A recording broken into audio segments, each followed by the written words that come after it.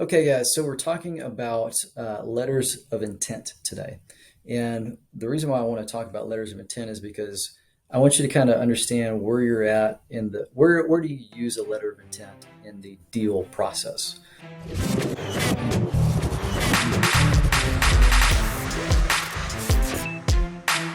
So on your screen, you're going to be looking at a flow chart that basically maps from the time that you start your deal search all the way to whenever you close a deal. And in the Deal Camp Basic program, you learn about how to do a roll up, build a team, sell the business for maximum valuation. But so for today, let's focus on LOI. And so we're right before, you'll notice, we're right before signing the asset purchase agreement, or right after there's some type of agreement to move ahead. This is a sales process. That's all that it is. You've got somebody who is looking to do a transaction with you. You guys are going to exchange value. And really good salespeople, one of the things that they're typically trained to do on large deals like this is just to like have the discussion. Hey, we're gonna be in this range. Are you any heartburn about that? Okay, no, cool.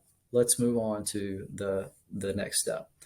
And so once you guys have had like this verbal agreement, you're putting it in paper, on paper, so that anything that you said and maybe that was heard differently, that comes out.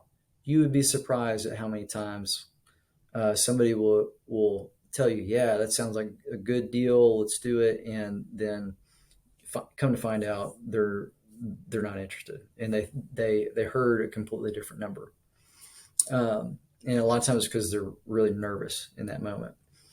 So we put it on paper and we clarify the really big things, the big rocks that if we don't agree on these really basic things, there's no reason for us to go through all of the expense of an asset purchase agreement and all of the time and frustration of an asset purchase agreement, because usually there's a lot of like nitty gritty back and forth details that go into it that can be excruciating. And you can spend most of the deals that we've done have been 30 grand plus on legal fees for just the asset purchase agreement. So, you don't want to spend that money unless you need to. So that's why we do it. And so let's go over to our template here. And this is a template that comes in your package whenever you go through the basic course.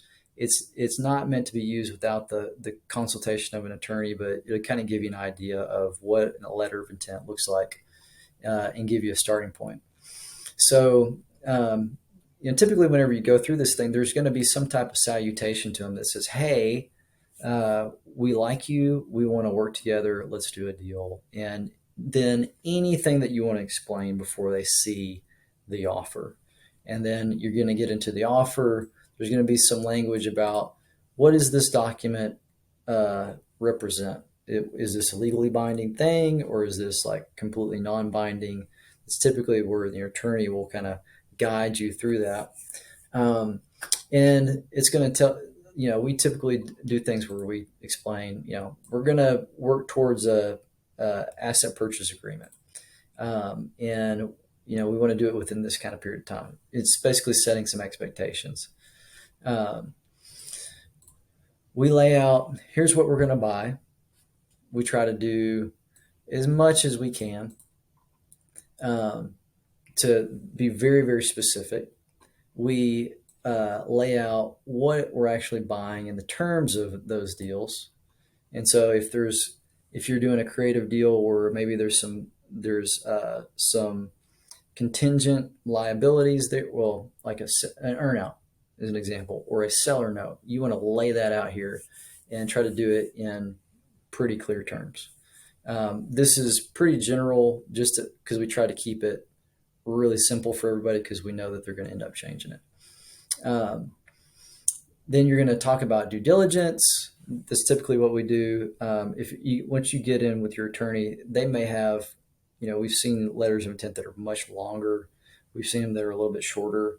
It's very customized to the deal, but it kind of gives you a sense of what are the big things that a seller is going to care about. And whenever you hand on the piece of paper, you basically want to deliver a message that's going to answer a lot of their big questions about what this deal is going to look like. That's been my experience. And again, consult your attorney because I'm not an attorney and I can't give you legal advice. And then we typically do something to create exclusivity. That's going to be at your discretion. If you get into our courses, we'll kind of explain why we do that. Expiration, and then that's it. So that's a letter of intent, and the idea is to quickly get everybody to the table and get something signed so that you guys can move to the asset purchase agreement. So with that, hopefully that helps. That's letters of intent. And if you are interested in learning more about how to buy businesses, check out what we're doing at dealcamp.com, and check out our courses at courses.dealcamp.com. Like, subscribe, follow, share, and we'll see you soon.